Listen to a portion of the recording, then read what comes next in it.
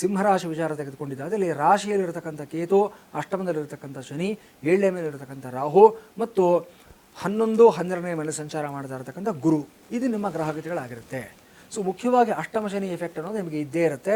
So ಇದರಿಂದ ಹೊರಗಡೆ ಬರೋದು ಬಹಳ ಕಷ್ಟಕರವಾದಂಥ ವಿಚಾರ ಆಗಿರುತ್ತೆ. ಜನ್ಮ ಶನಿ, ಪಂಚಮ ಶನಿ, ಅರ್ಧಾಷ್ಟಮ ಶನಿ, ಅಷ್ಟಮ ಶನಿ, 7.5 ಇವೆಲ್ಲವೂ ಅಷ್ಟೇ ತುಂಬ ಕಷ್ಟಕರವಾಗಿರ್ತಕ್ಕಂಥ ಚಾಲೆಂಜಿಂಗ್ ಫೇಸಸ್ ಆಗಿರುತ್ತೆ. ಸೊ ಈ ಅಷ್ಟಮ ಶನಿ ಎಫೆಕ್ಟಿಂದ ಹೊರಗಡೆ ಬರಬೇಕು ಅಂತಂದರೆ ನಾವು ಈಗಾಗಲೇ ಹೇಳಿರೋ ಪ್ರಕಾರವಾಗಿ ಆಂಜನೇಯ ಸ್ಮರಣೆ ಮಾಡತಕ್ಕಂಥದ್ದು, ವೆಂಕಟಾಚಲಪತಿ ಪೂಜೆಯನ್ನು ಮಾಡತಕ್ಕಂಥದ್ದು ತುಂಬ ವಿಶೇಷವಾಗಿರ್ತಕ್ಕಂಥದ್ದಾಗಿರುತ್ತೆ. ವೆಂಕಟೇಶ್ವರ ದೀಪಾರಾಧನೆ ಅಂತ ಮಾಡ್ತಾರೆ. ಮನೆಯಲ್ಲಿ ಒಂದು ಸತ್ಯನಾರಾಯಣ ಪೂಜೆಯನ್ನು ಮಾಡಿಸಿ ದಂಪತಿ ಸಮೇತವಾಗಿ ಕೂತ್ಕೊಂಡು ನೀವು ನಂತರ ವೆಂಕಟೇಶ್ವರ ದೀಪಾರಾಧನೆಯನ್ನು ಮಾಡಿ ಶುಭ ಫಲಿತಾಂಶಗಳನ್ನು ಪಡ್ಕೊಳ್ತೀರಾ. ಇದರ ಜೊತೆಯಲ್ಲಿ ಈ ಸಮಯದಲ್ಲಿ ಏನಂತಂದರೆ ಹಿಂದೆ ನೀವು ಯಾವತ್ತೋ ಮಾಡಿರ್ತಕ್ಕಂಥ ಆಣೆ ಪ್ರಮಾಣಗಳು ಇವೆಲ್ಲವೂ ಉಳಿದು ಹೋಗಿರುತ್ತೆ. ಅದರ ತೀರಿಸೋದಕ್ಕೆ ಪ್ರಯತ್ನವನ್ನು ಮಾಡಬೇಕು. ಸ್ವಲ್ಪ ಜ್ಞಾಪಕ ಮಾಡ್ಕೊಳ್ಳಿ, ಯಾವ ಸಮಯದಲ್ಲಿ ಏನನ್ನ, ಯಾವ ದೇವರಿಗೆ ಏನು ಹರಕೆ ಹಾಕ್ಕೊಂಡಿದ್ದೆ, ಯಾರಿಗೆ ಏನು ಮಾತು ಕೊಟ್ಟಿದ್ದೆ, ಮತ್ತು ಯಾರ ಸಾಲಗಳನ್ನು ಇನ್ನು ಉಳಿಸ್ಕೊಂಡಿದ್ದಾರೆ ನಿಮ್ಮ ಹತ್ರ, ಯಾರ ಪದಾರ್ಥಗಳನ್ನು ತೀರಿಸದೆ ವಾಪಸ್ ಕೊಡದೆ ನಿಮ್ಮ ಹತ್ರ ಉಳಿಸ್ಕೊಂಡಿದ್ದೀರಾ, ಇದೆಲ್ಲವನ್ನ ಕ್ಲಿಯರ್ ಮಾಡ್ತಾ ಬರಬೇಕಾಗುತ್ತೆ. ನೀವು ಕರ್ಮಗಳನ್ನು ಕಳ್ಕೊಳ್ಳೋದಕ್ಕೆ ಇರತಕ್ಕಂಥ ಮಾರ್ಗಗಳು ಇವೆಲ್ಲವೂ ಸಹ. ಸೊ ಯಾವಾಗ ಇವೆಲ್ಲ ಈ ಪ್ರಯತ್ನಗಳನ್ನು ಮಾಡ್ತಾ ಹೋಗ್ತಿರೋ ಅಷ್ಟಮ ಶನಿ ಎಫೆಕ್ಟ್ ಅನ್ನತಕ್ಕಂಥದ್ದು ಆಟೋಮೆಟಿಕ್ ಆಗಿ ನಿಮಗೆ 50% ಆದರೂ ಕಡಿಮೆ ಆಗೋ ಸಾಧ್ಯತೆಗಳಿರುತ್ತೆ. ಸಪ್ತಮದಲ್ಲಿರತಕ್ಕಂಥ ರಾಹು ಈ ಸಮಯದಲ್ಲಿ ಗಂಡ ಹೆಂಡತಿ ಮಧ್ಯದಲ್ಲಿ ಒಂದಷ್ಟು ವೈಮನಸ್ಸುಗಳಿಂದ ಇರತಕ್ಕಂಥ ಸಾಧ್ಯತೆಗಳು, ಒಂದಷ್ಟು ಅಪನಂಬಿಕೆಗಳು ಬರತಕ್ಕಂಥ ಸಾಧ್ಯತೆಗಳು, ಸ್ವಲ್ಪ ತಾತ್ಕಾಲಿಕವಾಗಿ ದೂರ ಆಗ್ತಕ್ಕಂಥ ಸಾಧ್ಯತೆ ಇವೆಲ್ಲವೂ ಸಹ ಗೋಚರವಾಗ್ತಾ ಇದೆ. ಮುಖ್ಯವಾಗಿ ಗಮನಿಸ್ಕೋಬೇಕಾಗಿರೋದು 3ನೇ ವ್ಯಕ್ತಿ ಮಾತುಗಳಿಗೆ ನೀವು ಮರಳಾಗಬಾರದು. ಯಾರು ಏನೇ ಹೇಳಲಿ, ಗಂಡ ಹೆಂಡತಿ ಮಧ್ಯದಲ್ಲಿ ಪ್ರತ್ಯಕ್ಷ ಕಂಡ್ರು ಪ್ರಮಾಣಿಸಿ ನೋಡುವಂತ ದೊಡ್ಡವರು ಹೇಳ್ತಾರೆ. ಆ ಪ್ರಕಾರವಾಗಿ ಅವ್ರು ಏನೇ ಮಾತಾಡಲಿ ಚಿಂತೆ ಇಲ್ಲ. ಯಾಕಂದರೆ ಇವತ್ತಿನ ಕಾಲ ಆ ಥರ ಇದೆ.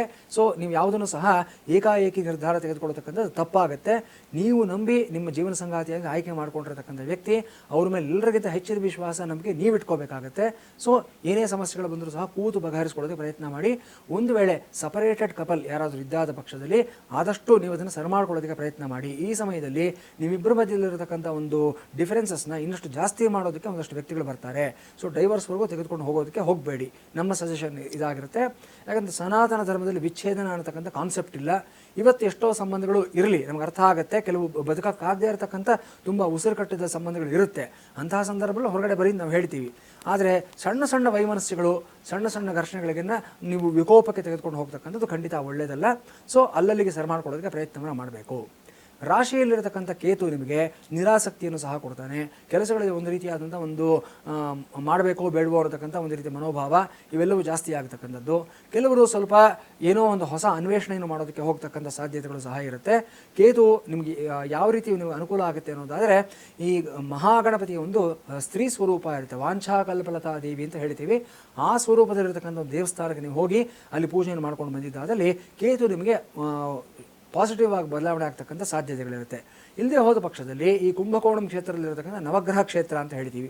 ಅಲ್ಲಿ ಕೇತುವಿಗೆ ಪ್ರತ್ಯೇಕವಾದ ದೇವಸ್ಥಾನ ಇದೆ.